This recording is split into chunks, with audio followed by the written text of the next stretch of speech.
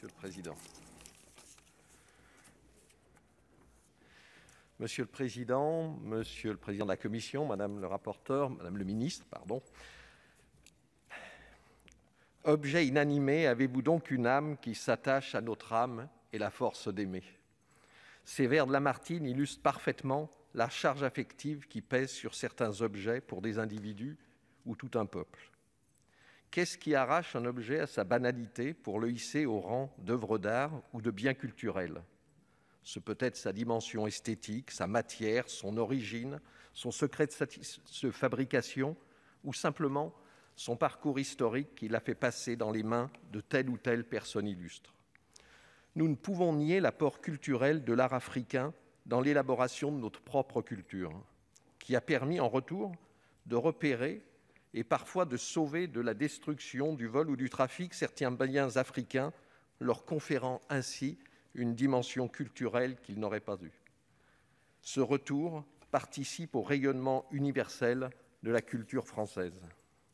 Ce projet de loi concrétise un engagement fort du président de la République formulé au Burkina Faso en novembre 2017 devant les étudiants de l'université d'Ouagadougou, restituer des biens culturels appartenant au patrimoine de l'Afrique.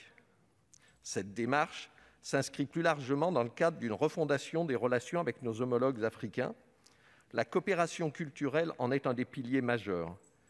Il s'agit de permettre aux peuples africains d'avoir accès, chez eux, aux œuvres issues de leur propre culture et de leur civilisation, alors que 90% de leur patrimoine se situe aujourd'hui hors du continent africain, essentiellement dans les musées européens.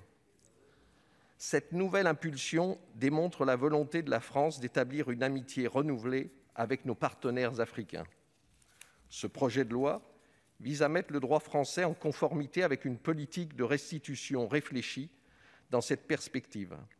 Il tend à autoriser une dérogation limitée au principe général du droit d'inaliénabilité applicable aux collections publiques françaises afin de laisser sortir ces objets des collections nationales dans le cadre d'un transfert de propriété.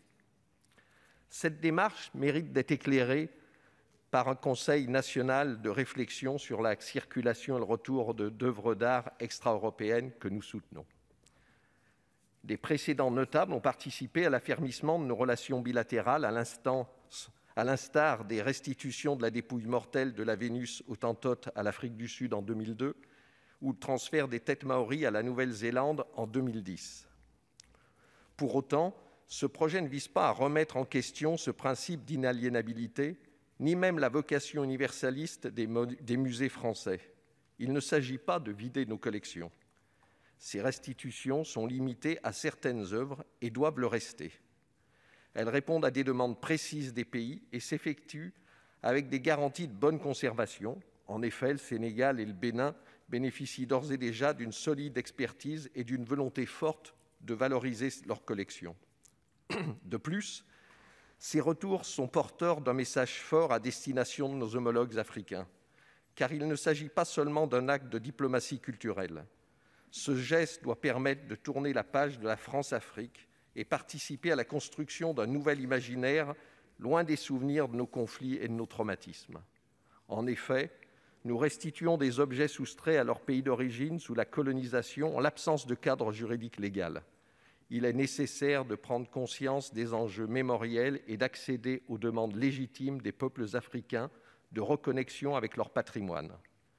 Car ces œuvres sont empreintes d'une forte charge symbolique, spirituelle et historique.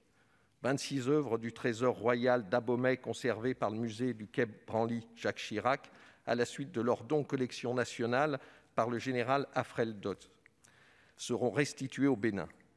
Elles constitueront les pièces maîtresses du futur complexe muséal d'Abomey, conçu en étroite collaboration avec l'Agence française de développement, qui viendra renforcer le développement touristique local. Le sabre dit d'El Hadj Omar Tall, conservé par le musée de l'armée à la suite d'un don du général Louis Archinard, sera restitué au Sénégal. Comme on l'a dit, actuellement prêté au musée des civilisations noires de Dakar, il en constitue déjà une des œuvres majeures. Enfin, il s'agit aussi d'un acte de confiance à destination de la jeunesse africaine, alors que 70% de la population a moins de 30 ans.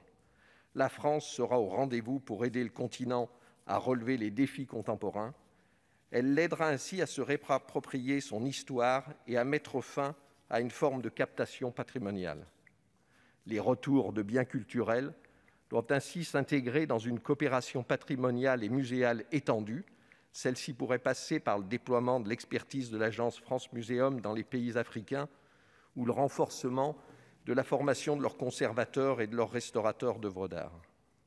Ce travail devra trouver un équilibre entre l'exigence de préservation du patrimoine présent dans les musées français et une circulation renforcée des œuvres par l'intermédiaire de restitutions, de retours ou de prêts, car les biens culturels universels n'ont pas de frontières, tant il s'agit du patrimoine commun de l'humanité.